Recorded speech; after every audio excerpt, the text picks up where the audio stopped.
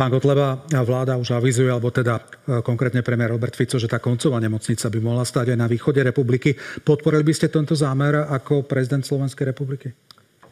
Pán rektor, pozrime sa najprv na to, že aké sú skutky politikov, ktorí dnes rozprávajú o tom, že idú stavať nemocnice a idú stavať tú nemocnicu alebo chcú stavať tú nemocnicu na východe. My, keď sme v parlamente predložili zákon o strategických investíciách štátu, že štát má investovať do tých okresov, kde je najvyššia nezamestnanosť, do tých okresov, kde ľudia nemajú prácu, do tých okresov, kde je naozaj najnižšia priemerná mzda a ľudia jednoducho sú nútení utekať buď na západ, do Trnavy, do Bratislavy alebo preč zo Slovenska, tak vládna väčšina v tom čase nám tento zákon zmietla a súčasťou tej väčšiny bol aj pán Pellegrini. A dnes sa tvária, že chcú toto robiť. Žiaľ, keď sa pozeráme na tie skutky, a pán Pellegrini tu hovoril aj o suverenite, o všetkých týchto veciach, aj on hlasoval za Lisabonskú zmluvu, aj on hlasoval za predĺžovanie protiruských sankcií, takže aby ľudia vedeli, že kto čo hovorí. No ale čo je veľmi dôležité, a pýtate sa na socioekonomické otázky a potom na tú nemocnicu, dostane sa k tomu, tak pán Pellegrini bol jeden z tých ľudí, ktorí veľmi tvrdo vystupovali proti tomu prorodinnému balíčku, ktorí dokonca kritizovali mňa a našu stranu, že aj našimi hlasmi to v parlamente prešlo a tie rodiny dostanú o tých 200-300 eur viacej. A dnes sa tvári, ako veľmi mu na tom záleží. Ja naozaj sa čudujem, alebo pýtam, či národ má skutočne takú krátku pamäť, že zabudne na to, kto ako hlasoval a potom pri prezidentských voľbách tí ľudia sa tvária, ako keby tam ani neboli.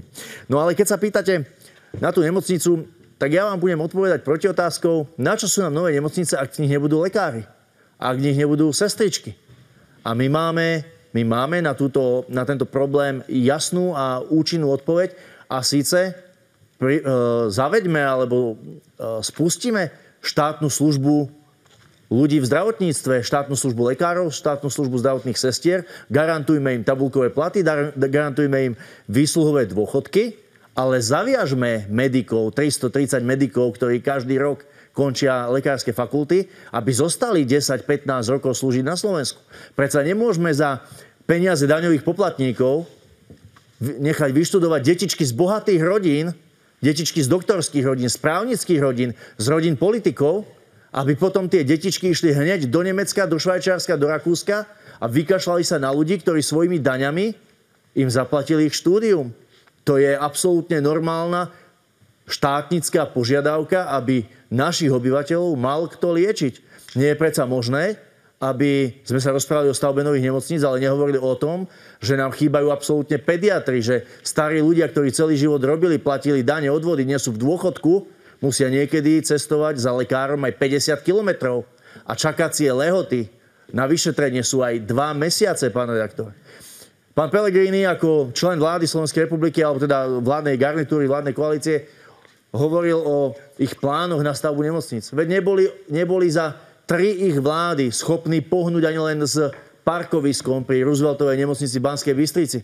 Buďme realisti. Ja ako prezident by som veľmi jasne tieto témy otváral, veľmi jasne vláde hovoril, čo by bolo dobré pre ľudí urobiť a je to potom ich vizitka, či by si to prijali za svoje, alebo by to z nejakého dôvodu odmietali.